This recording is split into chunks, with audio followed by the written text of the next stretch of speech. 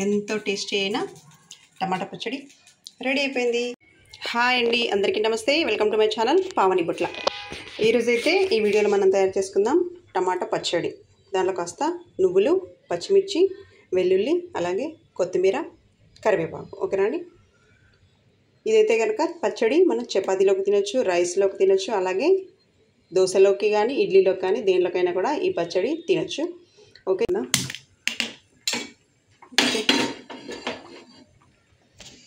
Okay, oil వేసుకుందాం.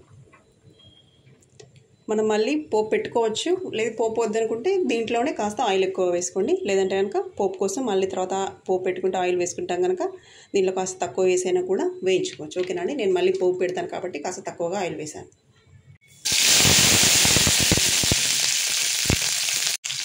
పచ్చిమిర్చి వేసి కాస్త వేయించుకోవాలి. అలాగే వెల్లుల్లి, కాస్త వెల్లుల్లి ఎక్కువగా వేసుకుంటే పచ్చడి అనేది చాలా టేస్టీగా ఉంటుంది. కాస్త వెల్లుల్లి ఎక్కువగానే వేసుకోండి. ఆ తర్వాత నువ్వులు వేసుకుందాం.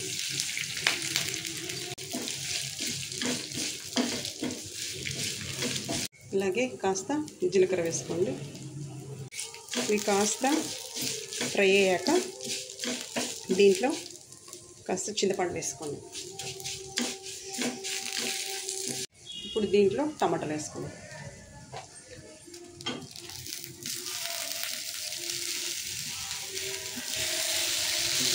బాగా ఉడికేంత వరకు కలుపుకోవాలి. కాస్త ఫ్రై అయ్యాక ఒక 2 నిమిషాలు మూత పెట్టించండి, తొందరగా ఉడికిపోతాయి. ఓకేనా అండి? ఇలా మూత పెట్టేద్దాం.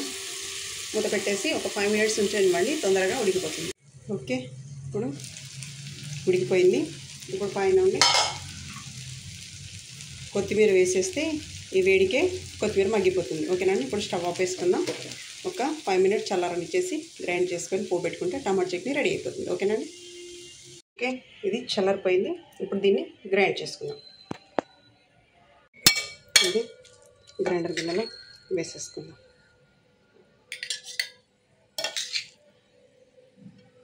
ఇప్పుడు దీన్ని గ్రైండ్ చేసేసుకుందాం.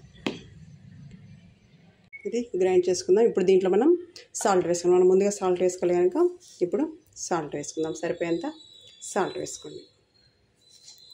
కాస్త ఎక్కువ సాల్ట్ పడుతుంది, ఎందుకంటే దీనిలో టమాటా అండ్ మనం కాస్త చింతపండు కూడా వేసాం కనుక కాస్త ఎక్కువ, మరీ ఎక్కువ కదండి, కాస్త ఎక్కువ సరిపడా చూసుకొని వేసుకోండి. ఓకేనండి?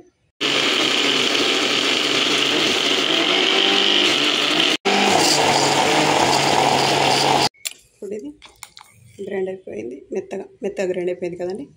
ఇలా కాస్త కచ్చపక్క ఉన్నా పర్వాలేదు, ఇంకా మెత్తగా కావాలంటే మెత్తగా వేసుకోవచ్చు. ఒకవేళ మనం రైస్లోకి చపాతీలోకి అయితే కనుక కాస్త కచ్చపచ్చగా ఉంచుకోండి. లేదు అంటే ఇది దోశలోకి లేదా ఇడ్లీలోకి తినాలంటే కాస్త మెత్తగా గ్రైండ్ చేసుకుంది. వాటర్ మాత్రం వేయొద్దు. ఓకేనండి? ఇది మాత్రం ఫ్రిడ్జ్లో పెట్టుకుంటే గిన్నెలో పెట్టేసుకుంది. ఇప్పుడు దీనిలోకి కాస్త పైన పోపు వేసుకుంటే ఎంతో టేస్టీ అని టమాటా చట్నీ రెడీ అయిపోతుంది. వేసుకుందాం. టమాటా పచ్చి ఆయిల్ కాస్త ఎక్కువ ఉంటే చాలా టేస్టీ ఉంటుంది కాబట్టి ఎక్కువ వేసుకోవచ్చు. ఇప్పుడు దీంట్లో ఫస్ట్ పెట్టేసుకుందాం. అలాగే జీలకర్ర, కరివేపాకు అలాగే వేసుకోండి.